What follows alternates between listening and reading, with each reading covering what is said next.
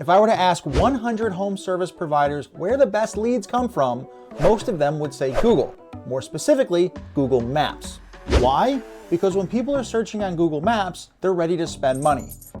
They have a problem and are looking for someone to solve that problem fast. So they're looking to somebody local in their area who's ready to help them out. In fact, as you watch this video, there's probably somebody right now actively searching for services that you offer. Are you going to be the one that pops up or your competitor? This video is going to show you how to pop up at the top of the list almost every time.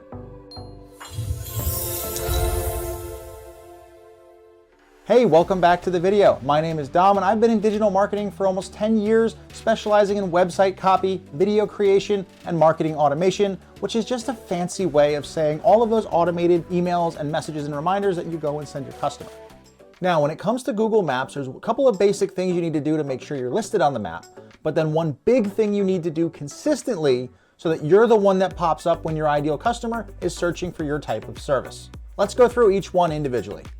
Now, the first thing that you're going to have to do in order to even get listed on Google Maps is going to have to be to create and fill out your Google business profile. Now, the real quick, easy way to see if you have a Google business profile is to go right over to Google and type in Google business profile. It's really simple. It's not rocket science. If your Google looks like this, where it has nothing on there but Google business profile, you do not have a profile yet, and you're going to have to go ahead and create one. And Google gives you a really nice link right here up at the top. Now, if you do have a Google business profile, you can just Google yourself or Google business profile, and it's going to show up here with the sidebar and all these actions that you can take to further fill out your profile or start advertising it on Google Maps. Now, the big caveat I must add here is that you have to be logged into the Google account that you created the Google business profile on to go ahead and see it and see all of these kind of actions to edit it and fill it out. Over here, you'll notice I'm on a different account. This is my personal account. This is my business account. And I put the Google business profile. It doesn't show up here on my personal account. But if you go ahead and I Google my business, if I Google my business, it does show up here on the right. So if you Google your business and it shows up on that right side panel, but you don't have all of the edit buttons, it's likely created under a different Google profile. So if you have one, it'll show up here. And also, as you can see, I own my Google results. This is something that all businesses should do, because when somebody hears about you, they want to learn more. They're going to go run to Google, check out if you're legit. You want to make sure you're one of the only ones that shows up. Now, setting up your Google business profile is super easy. It's free and it's fairly straightforward. Real quick, you're just going to click on the top link over here, and it's going to ask you to go ahead and get started. Once you hit the get started, it's going to take you to a form where you start filling out your business name. And then once you fill out your business name, there's a couple of other forms that you want to fill out. They're very self-explanatory. I can do an entire YouTube on it. In fact, I will. I'll put a card up here in the corner when I go ahead and do. But setting up your Google business profile is really easy. If you can fill out a form, you can fill out your Google business profile. Just make sure that you have a couple of images of your storefront, what your customers, what a happy customer looks like, and kind of before and after pictures of your work to upload, because it will ask you to upload some images, and those are the type of images that you're going to want to have on your Google business profile. Now, once you are set up, you're going to see there's this little verified check mark. To make sure that it's you and it's actually your business, Google is going to send a postcard to the address with a 6-digit code. It's basically going to be the same type of code that you get when they text you a 6-digit code and you have to verify the 2-factor. It's the same thing, except they're going to send a postcard, because that's going to verify where you are and verify your address on the map. So the address that you put there for your business, make sure it is a service address where you can receive mail. And if you have customers coming to your storefront, make sure that's where you want your customers going. Because when they Google you on the map, that's where the dot's going to be. And once all of that is said and done, set up and verified, your business will now show up on the map. When people Google you and when people search for your business, you'll show up exactly where you want them to see you. Now, it's really easy to show up on Google Maps as the first featured result when they're literally searching for you and you are the only result that they are looking for. But what happens and how do we optimize and make sure that we get shown at the top of the list when somebody searches an industry and we have all of our competitors pop up? There's a couple things that you can do to tune up your business profile and tune up your website to make sure that this happens. And then again, there's one thing that you're going to have to do all the time to make sure that you stay at the top of this list. Now, the first thing that's going to be super easy to do, and it's going to take you about 5 minutes if you have a drag and drop web builder, is to put what we call your NAP, your name, address, and phone number, down at the footer of every single page on your website. Come over here, you scroll all the way to the bottom. We have our name, our address, and our phone number down there. All our contact information will be consistent with what is on Google. What this is going to do, if you think about how Google works, Google wants to serve their customers accurate and up-to-date information. And everything that you want to do on your owned websites and everything that you put out on the internet, you want to give Google confidence that the listing that they have on the map matches up with everything that you're putting out there, right? They don't want to serve a search result to a customer, have them call and have it be a disconnected number or out of business, or they move the address. That's going to hurt Google's reputation. So everything that you can do to ensure Google that you are there on the map and you provide the services that you say you provide, the more likely you are to be served to more people by rising to the top of the search results. So putting your name, address, and phone number down here in the footer is a good idea. If you have your hours listed on your Google business profile, put that down in the footer of your website as well, because you're putting it in one place on Google. Google's going to crawl your website and corroborate that that's correct, right? On your website, have the area that you service, right? If you're at Philadelphia and you're an HVAC contractor, maybe put a sub-headline on your website that says, serving the greater Philadelphia area since 1997, right? Or however long that you've been in business. Again, you want to give Google clues to make sure that what you've given them for the map is accurate. And then the next thing that Google is going to do to verify the validity of this listing is going to be to crawl the internet across all the other sites to look for what they call citations. Essentially what a citation is, it's just a listing of your business information, your name, address, your phone number, and maybe your hours in another website to corroborate the Google business profile listing. A good place for this are sites like Yelp.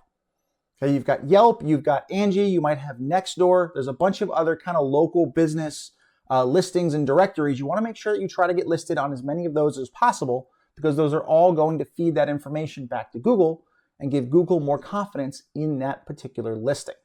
These are what's called structured citations. Because generally what's going to happen is you're just going to go ahead and fill out a form in a very structured manner, and it's going to be put in a very formal directory. Another place to go get listed is going to be in your local chamber of commerce. It's usually free to get listed, and if you go ahead and list here, this is another citation, a very powerful citation at that, that's going to help feed your Google profile. And you're also going to want to link over to your website and things like that. If we pull up a business here, you'll see we've got their name, we've got the address, we've got a link to the website, we've got a link to the socials, we've got all kinds of good links here telling Google that that map is good information. Another thing that we're going to want to do on our Google business profile listing is we're going to want to go ahead and we're going to add a booking link. The reason being is that Google wants to give their customers results fast. So if somebody can book an estimate or somebody can book an inspection directly from the Google business profile, that improves the speed to a result, and that's something Google likes. Make it convenient for your customers to be able to book right from Google. Now, it doesn't matter where this link goes to, as long as there's some sort of a form, an intake form, or a calendar form on there. You can actually link to a page like this on Emma.io, where we offer a free business consultation, which gives you a little bit on the right side what we want to talk about, and then a calendar link. Once somebody selects the time, it'll be an intake form on the other side. But again, this is something that somebody can find us on Google, click to schedule a consult, all right from Google Maps, and Google likes that. So if you don't have a page like this, consider creating one or grab a tool like Emma.io. This has this built in. Now, if you don't have a link on your Google business profile, but you want to add one, it's really simple. Basically, go back to Google, make sure that you're logged into the correct Google profile, Google your business or do your Google business profile, go edit it, and you'll see over here when you see on the screen with all the edits, go to bookings, and it'll prompt you to just go ahead and add a link right there, where you can go ahead, link to your calendar so people can book directly from your Google business profile. And then once you've done all of that, your business profile is created, your information's all updated, you're listed in a bunch of other places, and you have a booking link directly on your profile, the biggest lever that you can go ahead and pull to make sure that you show at the top of these results is going to be to get as many Google reviews as humanly possible. Now, if you're watching this video and you own a small business, you've probably tried to get them in the past before by asking your customers to leave a review. I'm going to show you how to do it without having to remember to ask your customers ever again. Because I know if you're watching this video, you've not remembered 100% of the time to ask somebody for a review. Or there's probably a little card on a desk somewhere with a QR code that nobody ever scans. And the reason why this is also important is because I searched HVAC contractors, and if you look at past the ads, you look at some of the highest rated ones here, they've got 1,000, they've got 700 reviews. Not sure how this one happened at 90, but we got 396, 420, 275, 1,480, right? The ones that have the hundreds of reviews that are 5 stars or 4.9 or 4.8, they're going to get the majority of the business and the majority of the calls, because there's been a ton of people who've had a great experience already, and the likelihood of you being the next great experience is very high. And an easy way to get hundreds of reviews is going to be to use a tool like Emma, which is an AI-powered digital assistant. You basically set her up with a set of instructions once, and then she'll go ahead and ask reviews for every single customer forever, and even respond to them when they leave a good review. All right, so I am here inside of Emma. This is pre-programmed into every single account. Basically how it's going to work is you're going to select the trigger to let Emma know that you have a new customer, right? This could be either somebody paid their invoice. If you have a QR code that people are scanning, you can set Emma up to listen for when that QR code gets scanned. Or if you're using an outside software payment processor, you can use something with Zapier, and you can actually have Zapier add a tag to your customer. And when that happens, it's going to kick off this sequence. So Emma will work with just about anything there on the market. If you want to talk about it, there is going to be a link down in the description where you can chat with me or one of my business partners about it. But once somebody becomes a customer, it's going to wait 2 hours. Then Emma is going to email and text the person asking for a review on Google.